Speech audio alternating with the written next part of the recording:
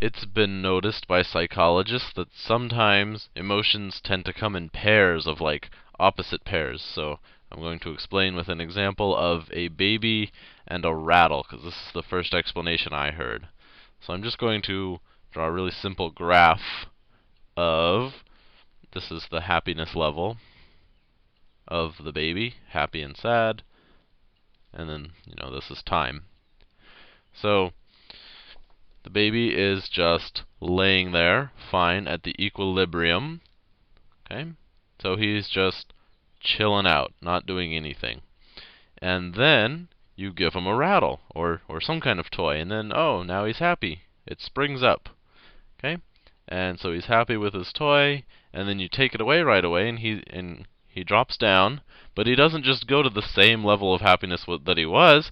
He drops all the way into sadness, because now he's saying, "Where is my rattle? Why did you even give it to me if you're not going to let me have it?" And then he slowly stops crying and settles back into his normal place.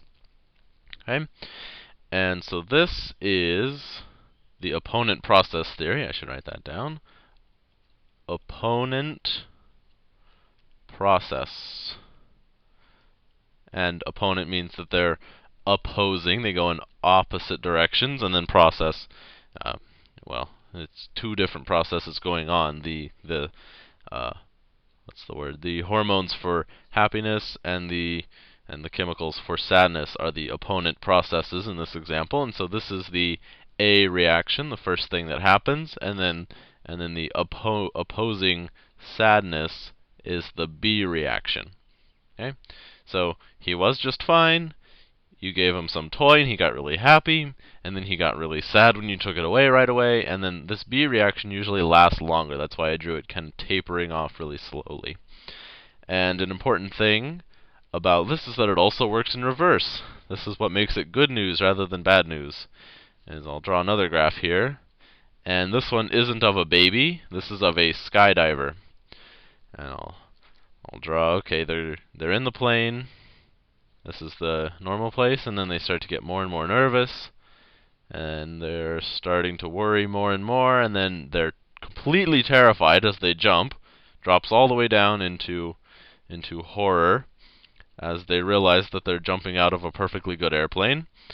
And well, that one probably lasts a little longer, and then when they land, they get back to equilibrium, and then they feel great about it.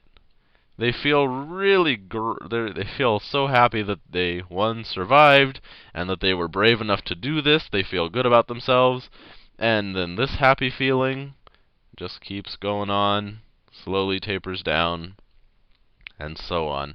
And so again, the A process is the first one, and the B is at least as strong, and it also lasts longer.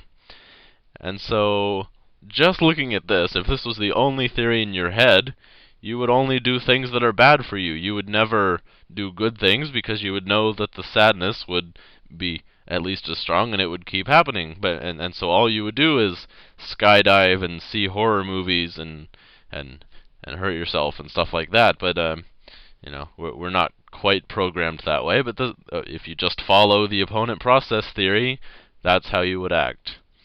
And this isn't just for emotions. I mostly understand it in terms of emotions, because I can see if you ride a new roller coaster that's scary, you do feel good afterwards, and it kind of sticks with you, and you feel good the rest of the day, and that's why people see horror movies and stuff like that. But also, it's I don't want to scroll down and draw this, but it's also a theory for color vision and vision in general.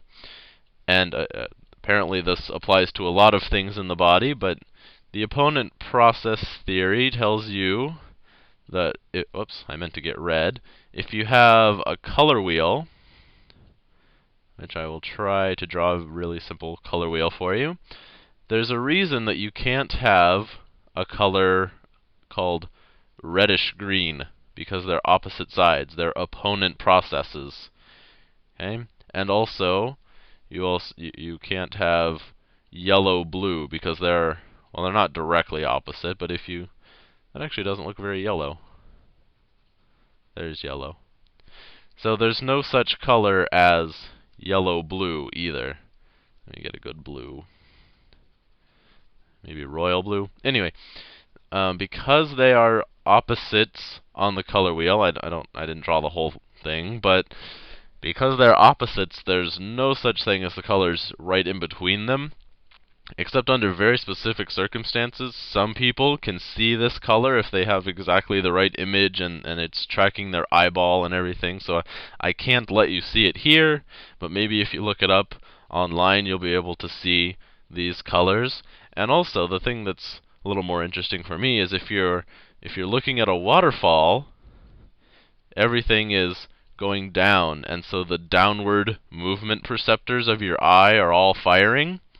Okay, and so I don't know if they actually have a name for these downward movement perceptors. I just made up that term, but you have this sensation of the water is falling, and then if you look at something else, it's sort of like these ones are tired. The part of your eye that senses downward movement is tired, and maybe something else looks like it's rising up now. If you look at the rocks next to the waterfall, it'll look like they're rising up.